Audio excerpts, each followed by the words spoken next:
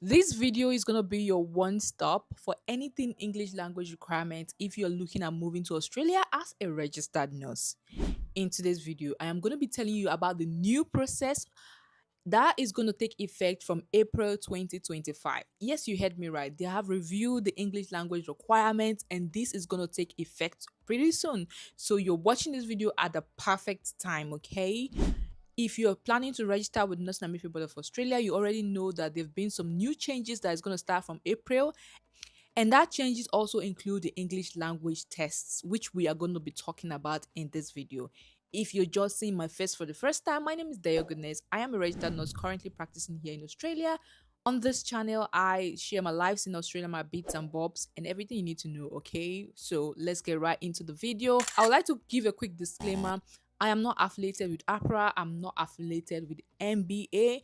Make sure you do your own research as well. This video is just information purposes, okay? Now let's start. If you're trying to register with the Nursing and Midwifery Board of Australia, you need to meet the English language requirement, as Australia is an English speaking country, okay? There are three main ways in which you can prove to the Nursing and Midwifery Board of Australia that you are competent in English. We're going to go through all the process. Don't worry, this video is going to be very detailed, and any question you've ever had with English, this video is going to answer your question.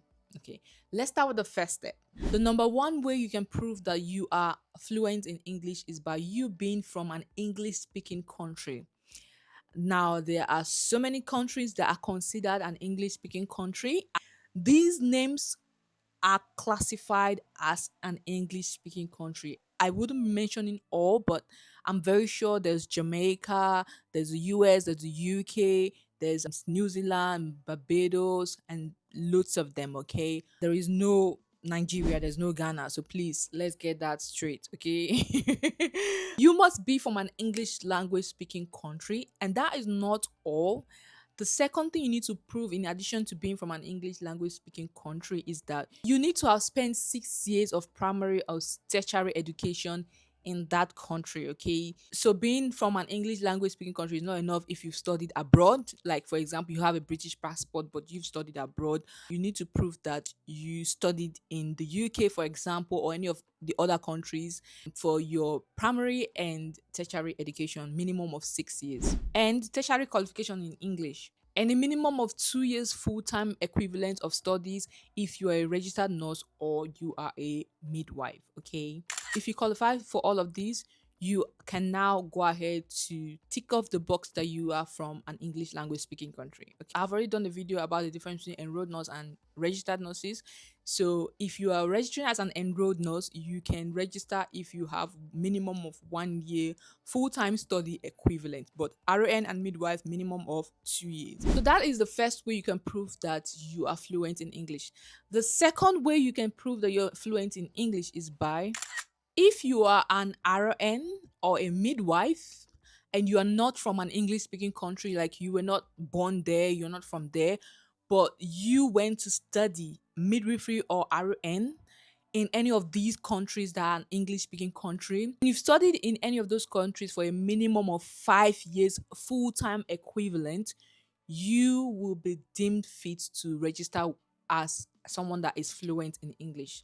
So, take for example, this second stage. Remember the previous evidence I said you must be from an English speaking country, like you are a British or you are an Irish, and you have studied in your country for minimum of 6 years. In this phase, you are not from any of those countries, but you migrated there and you did your nursing studies, you did your midwifery studies for a minimum of 5 years full-time equivalent of studies. Okay, so 5 years, so it can be a combination of tertiary education, secondary education, vocational education. As long as you have a minimum of 5 years full-time equivalent, you will be qualified to register as someone that is fluent in English. Okay, if you're registered as an EN, you also need to have 5 years full-time study equivalent. So it doesn't have to only be your EN studies, it can be something else. Maybe you did your secondary or vocational course and you have studied for a minimum of 5 years, okay?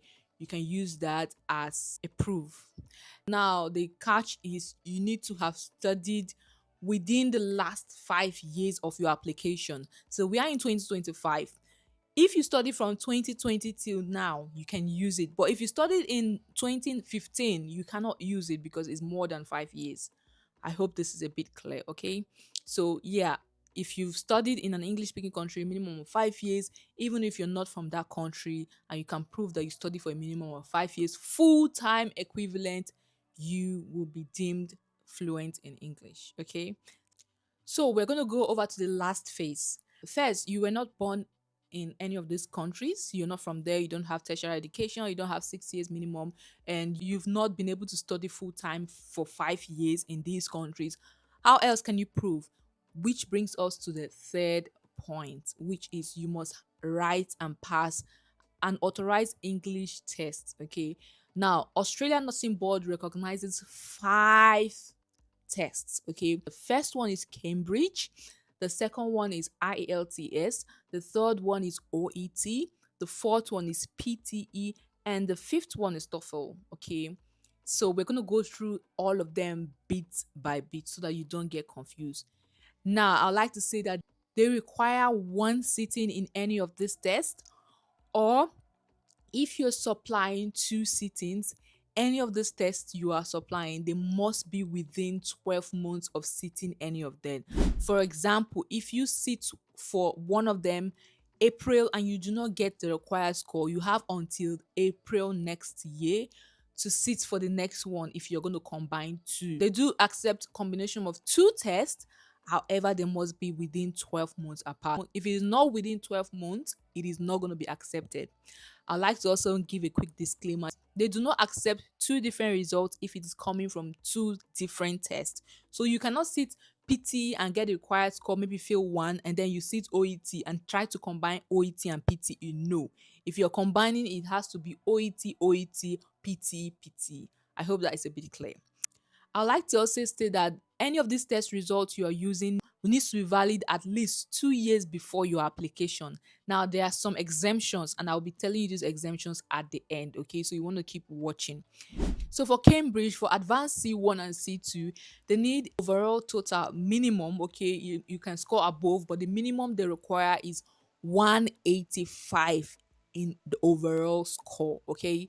However, if you get overall score, now listening, speaking, and reading, minimum of 185. Okay, so remember the overall score is 185, but in each band, which is listening, reading, and speaking, you need to have a minimum of 185. However, for writing, they've reduced it to minimum of 176. So this is a new change. Okay, initially it was just all of them gonna be the same score, but now they've reduced the writing to 176. Now, if you're gonna combine any of these tests, none of them should be below 176.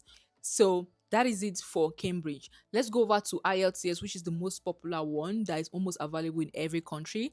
Now, for IELTS, you need a minimum of 7. And please, IELTS is academic. It is not general, okay? It is academic. I know a lot of people mistake these things. It is academic IELTS.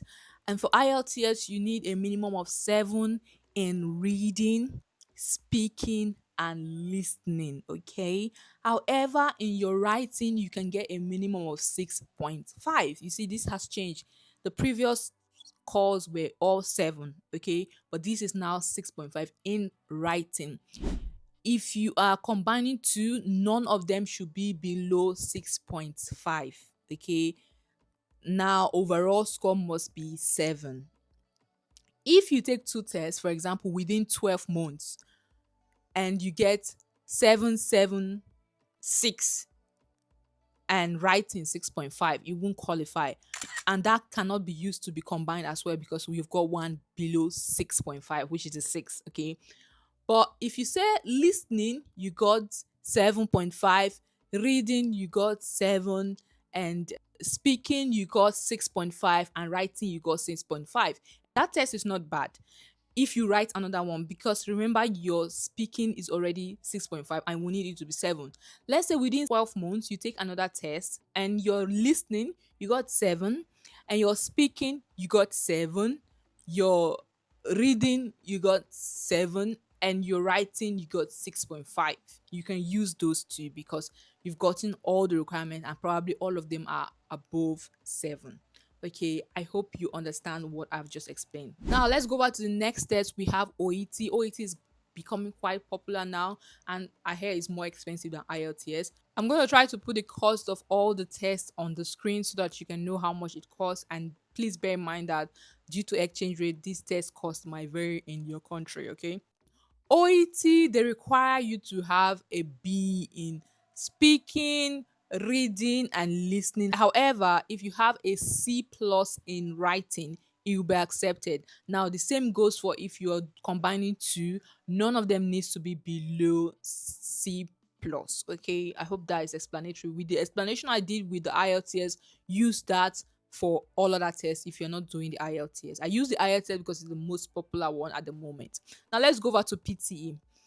If you are using PTE, please make sure it's PTE academic, okay? And for PTE, you need to get a minimum of 66 overall, and you have to get minimum of 66 in listening, speaking, and reading. However, your writing, you can be 56. So if you're combining two scores, none should be below 56 as well, okay? Let's go over to the last one, which is the TOEFL. For TOEFL, I don't know much people that have written it because it's not too popular, to be honest. From my side, I've never had to like see anybody that did it.